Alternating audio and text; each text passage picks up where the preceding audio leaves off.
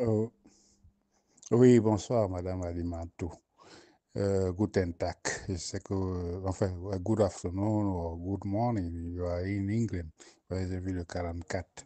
Madame Alimantou, je vous comprends, mais il faut aussi regarder d'où vient le Niger que le général Tiani a pris. D'où vient le Niger? Le Niger était dans quelle situation? Est-ce que c'était meilleur au temps de Bazoum? Est-ce que c'était meilleur au temps du président enfin, j'ai déjà oublié. Vous savez, ces gens qui ont été insignifiants dans l'histoire disparaissent vite de nos mémoires. Vous savez, quand un pays vient de loin et le pays est en guerre, et Tiani prend le pays dans une situation chaotique, là où il n'y a que Niamey et quelques villes que le pays contrôle. Le pays était complètement sous aspiration de la France. Vous savez, chaque chose a une étape. Il fallait d'abord libérer le pays des colons, les Français. Une fois maintenant la souveraineté requise, il fallait maintenant subvenir au minimum au salaire des fonctionnaires. Est-ce qu'au Niger, depuis la révolution de Tiani, les fonctionnaires n'ont pas reçu leur salaire? Oui, ils ont reçu leur salaire malgré les avoirs nigériens qu'on a bloqués à la Banque de l'UMOA, à la BCAO et certains avoirs qu'ils avaient en France. Que jusqu'aujourd'hui, les Français ne veulent pas libérer. D'ailleurs, même l'ambassade n'est toujours pas libérée. Vous voyez, donc c'est pour vous dire que il faut faire attention parce que vous êtes en train de faire ce qu'on appelle la contre-révolution. C'est-à-dire, sans peut-être le savoir, vous pouvez amener le Niger à retomber encore plus bas que ce n'était au temps de Bazoum. Aujourd'hui, le Niger est en train de remonter. Les caisses de l'État sont pleines. Il y a de nouvelles perspectives. Mais Tiani ne peut pas tout faire. Même s'il était Goldorak, il ne peut pas tout faire. Il faut que les Nigériens se mettent derrière lui et chacun essaye d'apporter le maximum de ce qu'il peut. Aujourd'hui, le programme d'autosuffisance alimentaire, jamais au Niger, il y avait un programme d'autosuffisance alimentaire. Il y a des parcelles qui sont en train d'être récupérées pour faire de l'irrigation. De l'or qu'aujourd'hui, on commence à se rendre compte que le Niger avait même de l'or, alors que depuis plus de 40 ans, les gens exploitent de l'or au Niger. Le pétrole est aujourd'hui sous contrôle. Ce n'est plus les marges de 5%.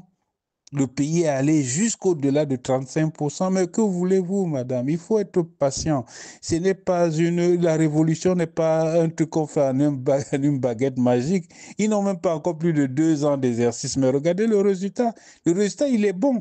Et puis, n'oubliez pas une chose, madame Alimatou.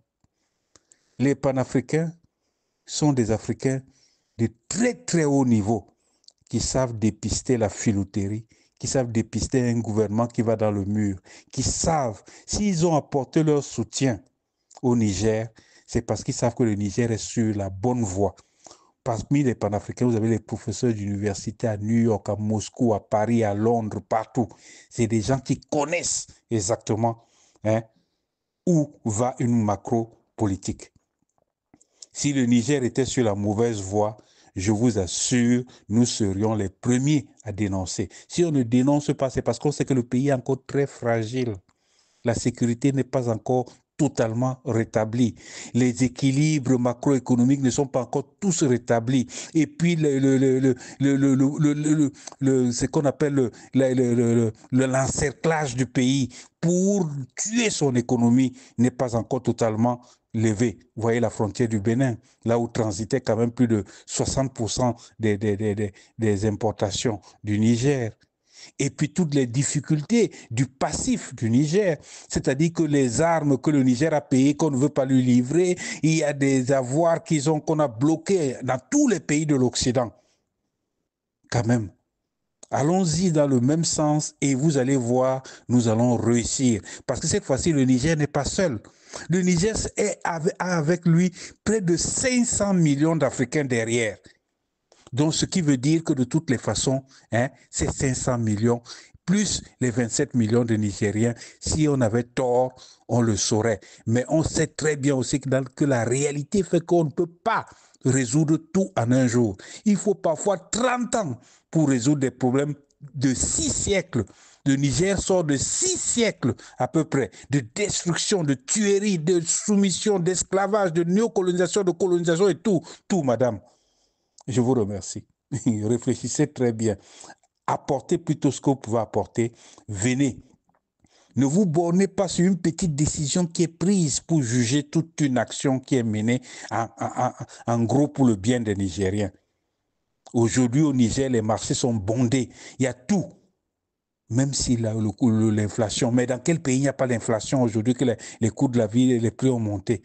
Mais par rapport à ce qui est arrivé au Niger, les coûts devaient être même multipliés par 100. Mais tout est maîtrisé. Donc le Premier ministre et le docteur et le professeur Tiani sont en train de faire du bon travail. J'appelle professeur parce que vous avez vu, c'est quelqu'un qui est doté d'une très grande connaissance historique. C'est rare en Afrique d'avoir des présidents qui connaissent même ne serait-ce que l'histoire de la colonisation. Mais le docteur Tiani et le professeur Tiani, lui, il vous parle du Niger, du siècle 2, 3, 4, 5, 6 jusqu'à aujourd'hui. Je vous remercie.